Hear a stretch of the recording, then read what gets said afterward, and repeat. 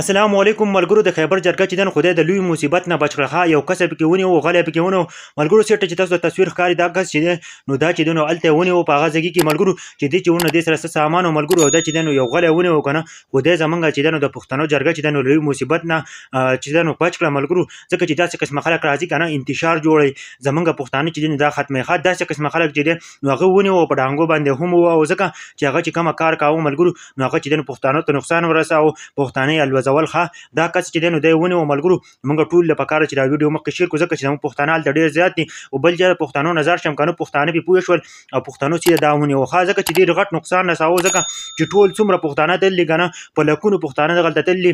خیبر میدان ته والته چې دی نو هلته یې پکې یو غل ونیو دا غل داسې کار کاوه که نه چې دی د داسې کوشش کاوه که نه چې زمونږ پښتنو ته نقصان رساوه پته نه لګي چې دا څوک دی که نه پته نه لګي چې دا د کوم ځای نه راغلی دی او دا د څه دپاره راغلی و که نه ځکه چې پښتنو چې کله ونیو نو پښتنو ورسره ډېر سم حل وکړو بیا یې نیولی و که نه پته نه لګي چې پښتنو به سره اوس بیا څه کړي نور او بل دا چې هغه غلی نیولی و هغه چې دی نو غټ نقصان پښتنو ته ور رسولی و که نه ځکه چې په خیبر میدان کې چې دی نو هغه چې دی نو کومه جرګه چې ده نو د هغه دویمه ورځ ده که نه دا کس یې پکې ونیو دې کس چې دی نو غټ نقصان ور رسولو پښتنو ته ښه پښتانه یې ختمول ځکه چې ویل چې دی پکې داسې انتشار وکړو که نه چې موږ پکې یوه دماکه وکړو نو ځینې پښتانه به پکې لاړ شي نو دا کومه د پښتنو چې کومه جرګه ده که نه د ناکامو کولو دپاره دوی چې نو دومره کوشش وکړو ښه دوی دومره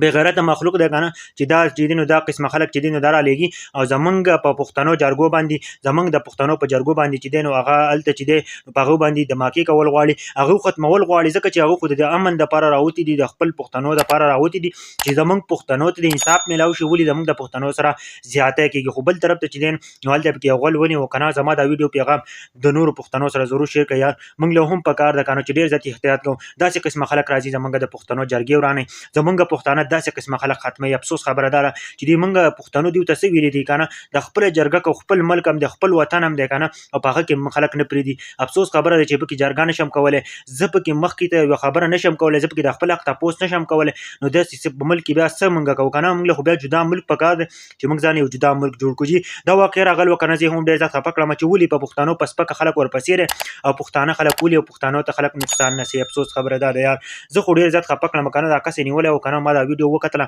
ما ویل چې تاسو ارجنټ شریک یم که نه که چېرته هم څوک نو ډېر زیات احتیاط کوئ که نه پښتانه ډېر زیات تللي که نه پکار چې سکیورټي ډېره زیاته سخته کړي علي امین ګنډاپور هم تللی و پرون او بلکې دا چې احتیاط ډېر زیات کوئ هسې نه چې څه نقصان درته در ورسي